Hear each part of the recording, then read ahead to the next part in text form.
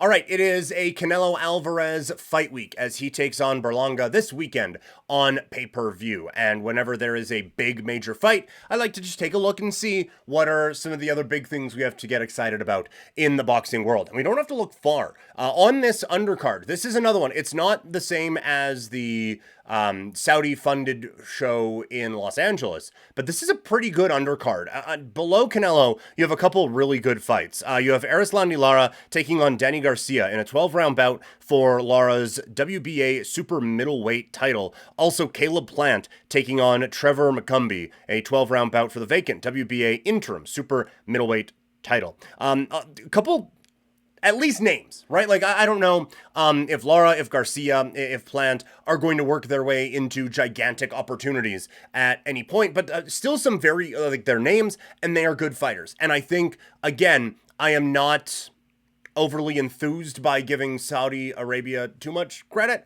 but the one thing that they have done with boxing is they have really solidified, like, look, you gotta load up some of these cards because, like, the people are paying a lot of money for them.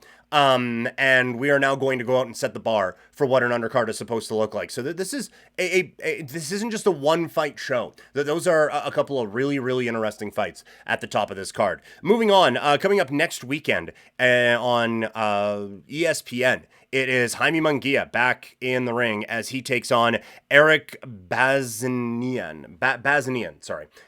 This one, 12 rounds in a super middleweight. Munguia coming off of the loss against Canelo Alvarez, but again, that is an excellent spotlight for him. This fight will be on ESPN. He is one of my favorite fighters to watch. You know he's going to bring the action. Let's see what kind of rounding out of his game and what kind of maturing we have seen in his game coming out of a loss against Canelo Alvarez. The next day on DAZN pay-per-view, it will be Daniel Dubois against Anthony Joshua. Really fun fight. Really interesting bout. The winner of this, I would imagine, we're basically doing a heavyweight tournament here, where it'll be Usyk and Fury on one side, it'll be Dubois and Joshua on the other side. For Joshua, this is kind of the last run, right? This is, can he get up to that championship level one more time and get up to that top fighter in the world status one more time that we were looking at?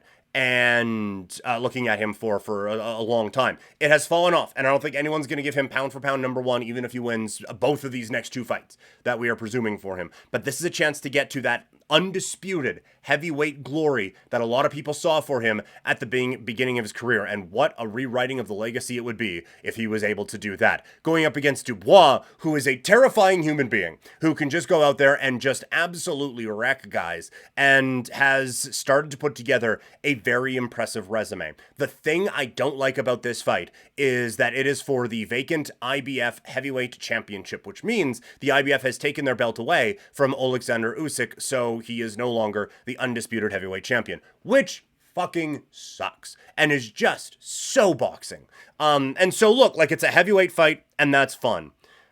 And I get that in this era of boxing, it is tough to say, look, this is an eliminator for the undisputed heavyweight championship because contracts are what they are.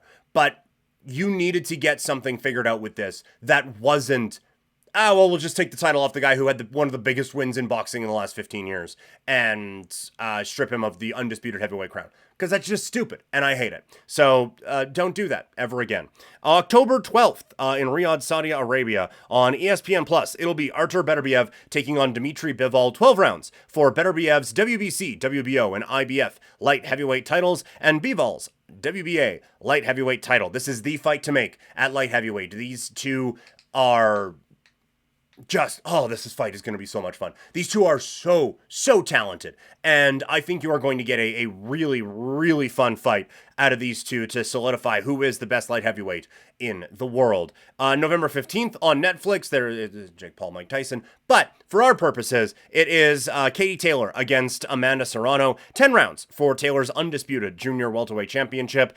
The one thing I will say about the Paul brothers is that they have done a pretty good job of putting a spotlight on women's boxing, specifically a Taylor and Serrano fight. So this is going to be on an undercard that has Mike Tyson at the top. So hopefully on Netflix, for fuck's sakes.